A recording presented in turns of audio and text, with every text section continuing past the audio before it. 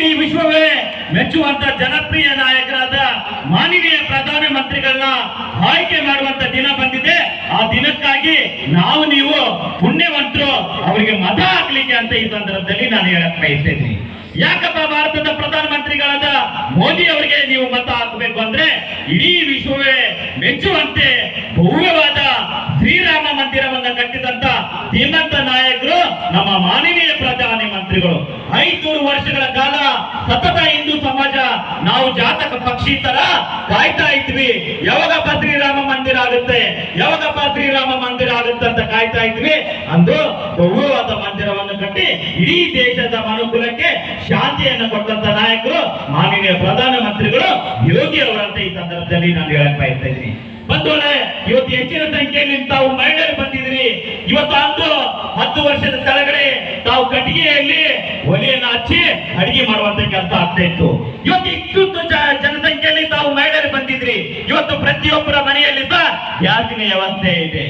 ಗ್ಯಾಸನ್ನ ನೀವು ಹಚ್ಚಿ ನಿಮ್ಮ ಮನೆಯ ಯಜಮಾನರಿಗೆ, ನಿಮ್ಮ ಮಕ್ಕಳಿಗೆ ಊಟ ಮಾಡಿಸುವಂತ ಕೆಲಸ ಮಾಡ್ತಾ ಇದ್ರಿ. ಇವತ್ತು ಮಾನನೀಯ ನಮ್ಮ ಜನಾರ್ದನ್ ರೆಡ್ಡಿ ಸಾಹೇಬರು ಇಲ್ಲಿ ಶಾಸಕರಾಗಿದ್ದಾರೆ. ಅವರು ನಿಮ್ಮ ಗುಡಿ ಕೈಗಾರಿಕೆಗಳಿಗೆ ಹೆಚ್ಚಿನ ಒತ್ತು ಕೊಟ್ಟು ಇಲ್ಲಿ ಯಾರು ಗುಡಿಸಿದ ಮನೆ ಇದೆ, ಯಾರ ಹಂಚಿನ ಮನೆ ಇದೆ, ಯಾರ್ದು ತಗಡಿನ ಮನೆ ಇದೆ, ಅವುಗಳನ್ನ ಆರ್ಥಿಕ ಮನೆಗಳನ್ನ ನಾನು ಮಾಡಿಕೊಡ್ತೀನಿ. ಮಾನನೀಯ ಪ್ರಧಾನ ಮಂತ್ರಿಗಳು ಈ ದೇಶದಲ್ಲಿ 3ನೇ ಬಾರಿಗೆ ಪ್ರಧಾನ ಮಂತ್ರಿ ಆಗ್ತಾ ಇದ್ದಾರೆ. ಅತಿ ಹೆಚ್ಚಿನ ಸಂಖ್ಯೆಯಲ್ಲಿ ನಿಮ್ಮ ಮನೆಗಳನ್ನ ಕೊಡಿಸುವಂತ ಕೆಲಸ ಮಾನನೀಯ ಶಾಸಕರು ಮಾಡ್ತಾರಂತ ಈ ಸಂದರ್ಭದಲ್ಲಿ ನಾನು ಹೇಳಕ್ ಬಯಸ್ತೀನಿ.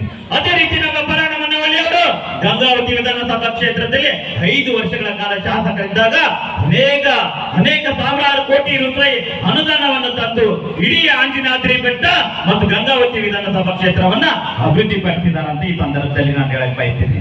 ತಂಗಿಯರೇ, ಅಕ್ಕಂದಿರೇ, ಇವತ್ತು ನೀವು ಮನೆಯಲ್ಲೇ ಕುಂತ್ಕೊಂಡು ಗುಡಿ ಕೈಗಾರಿಕೆಗೆ ಹೆಚ್ಚಿನ ಅವಕಾಶ ಕೊಟ್ಟು, ಯಾಕಂದ್ರೆ ನೀವು ತಿಂಗಳಿಗೆ 20,000 ರೂಪಾಯಿ ಮನೆಯಲ್ಲೇ ಗಳಿಸಬೇಕು. ನೀವು ಅಲ್ಲಿ ಹೋಗಿ ನೀವು ಕೆಲಸ ಮಾಡುವಂತ ಅವಶ್ಯಕತೆ ಇಲ್ಲ. ನೀವು ಮನೆಯಲ್ಲೇ ಕೂತ್ಕೊಂಡು ಕೆಲಸ ಮಾಡ್ಲಿಕ್ಕೆ ಮುಂದಿನ ದಿನಮಾನಗಳಲ್ಲಿ ಅವಕಾಶ ಬರುತ್ತೆ. ಇವತ್ತು ಮಾನನೀಯ ಪ್ರಧಾನಿ ಮಂತ್ರಿಗಳು ನಿಮ್ಮ ಬಗ್ಗೆ ಬಹಳ ವಿಶೇಷವಾದ ಕಾಳಜಿಯನ್ನು ಹೊಂದಿದ್ದಾರೆ ಅಂತ ಹೇಳಕ್ ಬಯಸ್ತಾ ಇದ್ದೀನಿ. ಇವತ್ತು ಲಖಪತಿ ದೀದಿ ಅಂದ್ರೆ ಲಕ್ಷ ಅಕ್ಕ ಅಂತ ಒಂದು ಯೋಜನೆಯನ್ನು ಮಾಡಿದರೆ ನಿಮಗೆ ಯಾವುದೇ ಬ್ಯಾಂಕಿನಲ್ಲಿ ಹೋಗ್ಲಿ 1 ಲಕ್ಷ ರೂಪಾಯಿ ಜೀರೋ ಬಡ್ಡಿಯಲ್ಲಿ, ಯಾವುದೇ ರೀತಿಯ 1 ರೂಪಾಯಿ ಬಡ್ಡಿ ಇಲ್ಲದಂಗೆ ನಿಮ್ಗೆ ಲಖಪತಿ ದೀದಿ ಮಾಡುವಂತ ಕೆಲಸ ಮಾಡ್ತಾ ಇದ್ರೆ, ನೀವು ಮನೆಯಲ್ಲಿ ಏನಾದ್ರೂ ಉದ್ಯೋಗ ಮಾಡ್ತೀನಿ, ಒಂದು ಕಿರಾಣಿ ಅಂಗಡಿ ಇಟ್ಕೊಳ್ತಿದ್ದೀನಿ, ಇನ್ನಿತರ ಯಾವ್ದ್ರದ್ದು ಹಪ್ಪಳ ತಯಾರು ಮಾಡ್ತೀನಿ, ಉದ್ದಿ ಕಡ್ಡಿ ತಯಾರು ಮಾಡ್ತೀನಿ, ಇನ್ನು ಏನಾದ್ರೂ ಮಾಡಕ್ಕೆ ಸಾಧ್ಯ ಆದ್ರೆ 1 ಲಕ್ಷ ರೂಪಾಯಿಯನ್ನ ಕೊಡಲಿಕ್ಕೆ ಅವರು ಯೋಜನೆಯನ್ನು ಮಾಡಿದ್ದಾರೆ. ಅದೇ ರೀತಿ ಯುವಕರು ಕುತ್ಕೊಂಡಿದ್ದಾರೆ, ನನ್ನ ಅಣ್ಣ ತಮ್ಮಂದ್ರೆ ಯುವಕರು, ಇವರಿಗೆ 10 ಲಕ್ಷದಿಂದ 20 ಲಕ್ಷದವರೆಗೆ ಮುದ್ರಾ ಯೋಜನೆಯಲ್ಲಿ ಸಾಲ ಕೊಡುವ ವ್ಯವಸ್ಥೆಯನ್ನ ಮಾನನೀಯ ಪ್ರಧಾನ ಮಂತ್ರಿಗಳು ಮೋದಿ ಅವರ ಮಾಡಿದ್ದಾರೆ. ಇಂಥ ಧೀಮಂತ ನಾಯಕನನ್ನ ನೀವು ಚುನಾವಣೆಯಲ್ಲಿ ಗೆಲ್ಲಿಸಬೇಕು. ಇವತ್ತು ಡಾಕ್ಟರ್ ಬಸವರಾಜ್ ಅವ್ರನ್ನ ಗೆಲ್ಲಿಸಿದ್ರೆ ಮೋದಿ ಅವರಿಗೆ ಗೆಲ್ಲಿಸಿದಂಗೆ. ಡಾಕ್ಟರ್ ಬಸವರಾಜ್ ಅವರಿಗೆ ತಾವು ಮತ ಹಾಕಿದ್ರೆ ಮೋದಿ ಅವರಿಗೆ ಮತ ಹಾಕಿದಂಗೆ. ತಾಯಂದ್ರೆ ಅಕ್ಕಂದ್ರೆ ನೀವು 2,000 ರೂಪಾಯಿಗೆ ಮರಳಾಗಬೇಡ್ರಿ.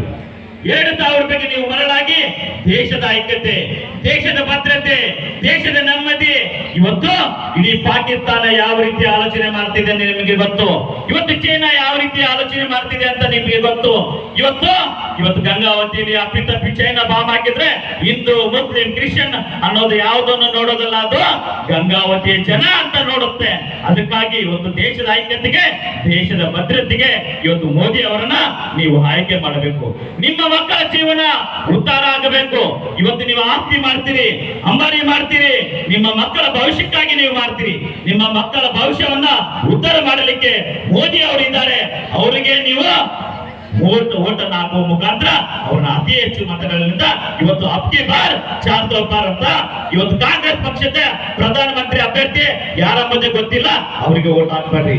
ಇವತ್ತು ಕಾಂಗ್ರೆಸ್ ಪಕ್ಷದ ಅಭ್ಯರ್ಥಿಗೆ ಓಟ್ ಹಾಕಿದ್ರೆ ಅವ್ರಿಗೆ ವೇಸ್ಟ್ ಆಗುತ್ತೆ, ಅಲ್ಲಿ ಒಂದು ಚಾ ಕುಡಿದು ಬರಬೇಕಾಗುತ್ತೆ. ಅದೇ ಡಾಕ್ಟರ್ ಬಸವರಾಜ್ ಅವರು ಹಾಕಿದ್ರೆ ಜಂತಕಲ್ ಗ್ರಾಮ ಇವತ್ತೆಲ್ಲ ನಮ್ಮ ಗಂಗಾವತಿ ವಿಧಾನಸಭಾ ಕ್ಷೇತ್ರ ಅಭಿವೃದ್ಧಿ ಆಗುತ್ತೆ ಅಂತ ಹೇಳಕ್ಕೆ ಬಯಸ್ತಾ ಇದ್ರಿ. ನಮ್ಮ ಜೊತೆಗೆ ಅಕ್ಕ ತಂಗಿಯರು ಕೈ ಎತ್ತಿ ಜೋರಾಗಿ ಹೇಳ್ಬೇಕು, ಭಾರತ್ ಮಾತಾ ಕಿ